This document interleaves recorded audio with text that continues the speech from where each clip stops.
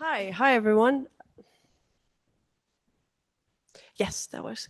Hi, my name is Diana. I'm Senior Product Manager at ClearScore, and today I'm going to talk to you about data and decision making, specifically how I use data as a product manager to make better decisions.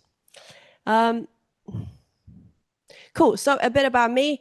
So I have been a product manager for just over 8 years. I've worked across multiple different companies, worked in B2B, B2C, and different size of the companies, which has given me an overall view of product management. I'm originally from Romania. I love Marvel movies. I enjoy being creative, and I combined product management and creativity on creating a YouTube channel about product management, if you want to check it out. Cool. So when it comes to data and product management, the biggest questions product managers have to answer is, what is the right next thing to build? And generally, you have a lot of different influences when it comes to making those decisions. You have your stakeholders, you have your customers, you have your team, each with an opinion about what is valuable and what you should actually be doing. But in that situation, data is your superpower. Data is going to help you to be objective. Data is going to help you to make your own opinion about what is actually important. And this is what I'm going to talk about in this presentation, is around how I have used data to help me in 3 ways. Help me identify gaps, help me validate assumptions early, and help me define success. When it comes to identifying gaps, as I said, I think it's really, really valuable for product managers to have an opinion. It's really important for you to know what you think is really valuable for the product, and you need to have an understanding of where are the gaps, or have an approach to identify what those opportunities can be. And when it comes to identifying gaps, I mainly look at 2 things. What are the product goals? And how are users using the product? I think that's where you're understanding those 2 will give you a really good starting point to be able to then identify what is truly important and where you're seeing any negative changes. So when it comes to really understanding your goals, I think it's really important as a PM to be clear on the performance of your product on a day-to-day basis. And I'm sure you already know all of this and you're on top of your numbers, but this is just to share a bit about my approach to looking at data. Every day I do spend around 15 minutes every morning checking the high performance metrics. That can be overall performance of the product, but it can also be how a new release or how an experiment is performing.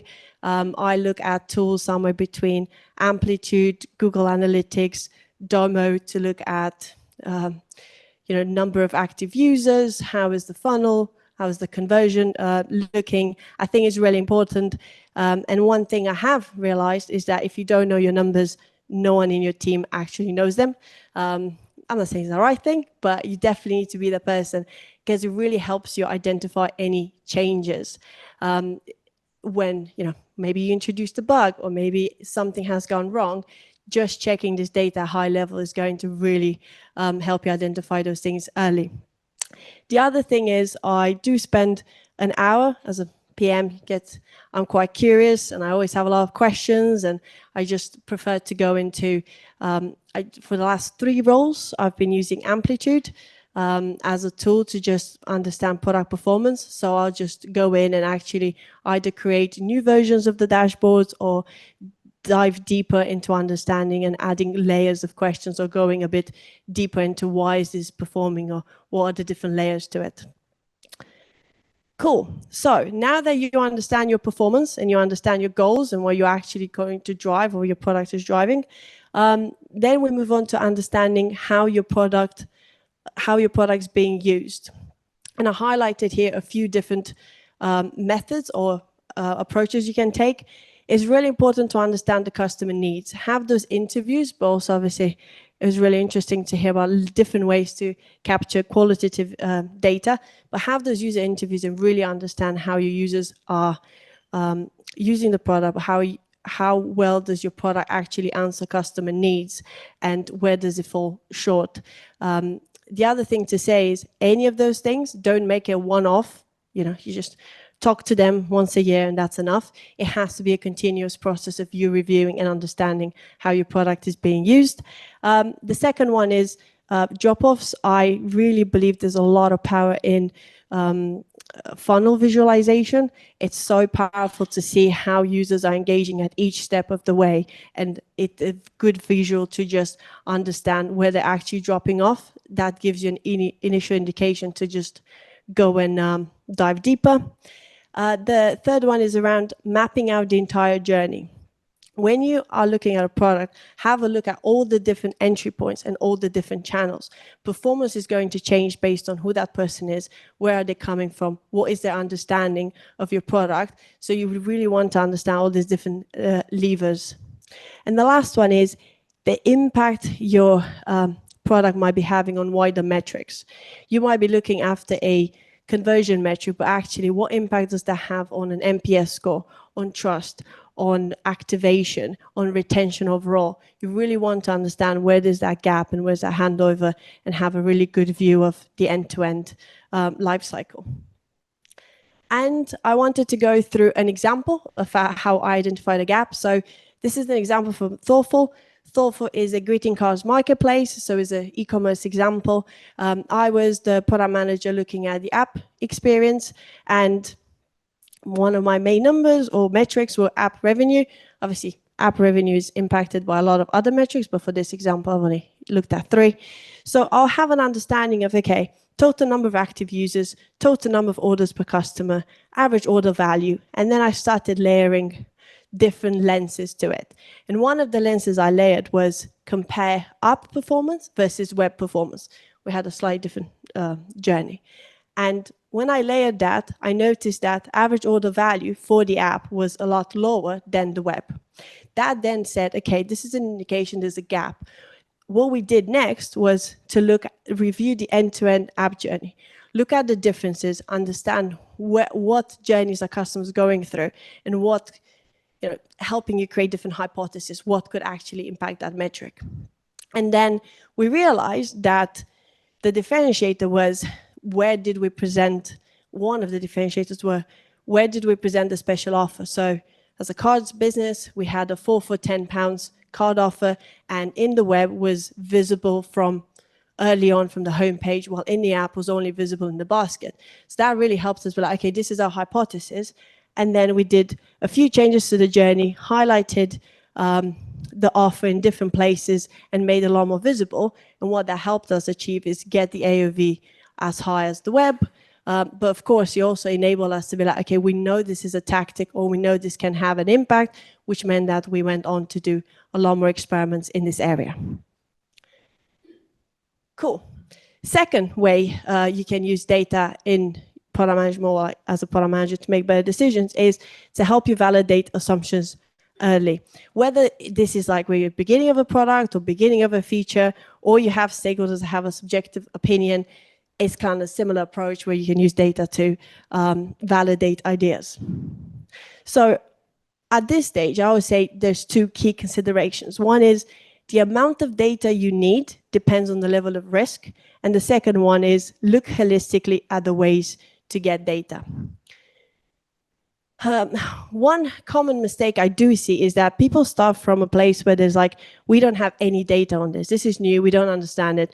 And then they end up with too much data on a matter of a few months, which means that people really over-index onto, let's get as much evidence as we can, and then end up into a decision paralysis where there's like, well, that hasn't actually helped us move any closer to a decision. So it's kind of similar to having no data, too much data.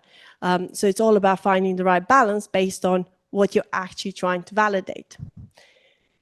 Which takes me to this, which is, I think, one way to look at how much evidence you need. It really depends on 2 things: the amount of risk the release is going to have, but also how clear you are on the problem you are solving. So this matrix will pretty much tell you that if you have a product or a feature that is low risk and you're really clear on what problem you're solving, do not waste too much time on gathering more evidence. This is the place of ship it and measure. But if you have a place where the risk is really high and the clarity is really low, go very research heavy. This should just give you an indication of actually where are we to make sure that you get those indicators as evidence as early as possible. And in order to once you know how much evidence do I actually need, the next step is to look holistically at the different ways you can get this data. Don't think about the same ways you've always thought about it. It's more around, what is the question I actually have? What do I want to validate? And what method is going to be the quickest way for me to get the answer to that question? So, validating ideas early could look like a survey, could look like a user interview. It's an A/B test, or it could be a competitor analysis. It really depends on the type of question. And this takes me to this, which is generally you can group your questions onto 4 categories. Viability, should we do this? Desirability, do people want this? Feasibility, can we do this? Usability, is it easy to use? So depending on your category of question, you can then go off and decide how, the level of detail or the tool you actually want to use to get your answers. And then third part of using data to make better decisions is how you define success. Did I rush through this? Maybe. One of the biggest challenges with prioritization is the fact that a lot of the items you're prioritizing are not aimed at the same metrics. So in product teams, you very often have to balance anything between user-focused features alongside cost-saving features, as well as tech debt. And in this scenario, having really clear product metrics on what is it that your product is going to drive, what is their contribution, is going to help you be able to push back or prioritize or be able to measure any of those changes related to your product metrics. So defining success, I guess I categorize into 2 different ways. It's one is your product metrics. That is any of the changes your product can make towards your North Star metric or your business metrics. And then you also have defining success at the feature experiment level. Now, again, it's common sense. You'll be surprised how many times people release stuff without actually thinking what we're trying to measure and what is success. So this is why it's really important to be okay, before you launch something, be really clear on what is the impact you believe this feature or this change is actually going to have, and make sure there's a shared understanding so that when you get the results, it'll be a lot easier to know what you're going to be doing next. And I guess for me, the key consideration when it comes to defining your product metrics or your metrics, your success metrics, is the difference between lagging and leading indicators. So lagging indicators, they're very visible. A lot of people in the company already know them, but what is really important about those is the fact that they're not easy to move. They're the ones that represent the picture of the past. They're the ones that takes months to actually drive any real change. While leading indicators are a lot harder to set. They're a prediction of, by users taking these actions now, this is going to lead to a better outcome. You don't have that confidence, but they're a better indicator because there's things that you can actually track now. And then your product, you will be able to see the impact your product is having. So why is it important to know this?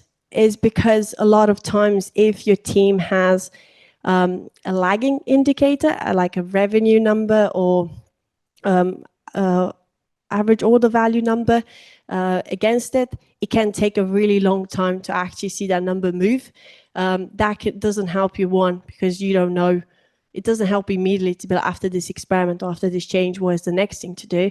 But it also doesn't help with the morale of the team, because it takes a really long time for engineers or anyone else to be okay, how is this work that we're putting in actually going to measure? What's the impact we're having towards the business? And then here's just some e-commerce examples of lagging and leading indicators. So lagging indicators, again, is the numbers everyone knows, your customer lifetime value, average order value, revenue, but they're measured on a quite long time frame. And your leading indicators could be things like conversion rate or cart abandonment rate or time spent on website, number of promotions users engaged with, number of signups. And I think you can be really creative with leading indicators and make it a lot more specific to the outcome or like the user behavior you expect customers to take from your change, and it could be applied to product marketing, anything. That's pretty much the end of my presentation. So I'm more open to like continue the conversation. Please get in touch, ask me any questions, find me on LinkedIn, YouTube, and my website. Thank you.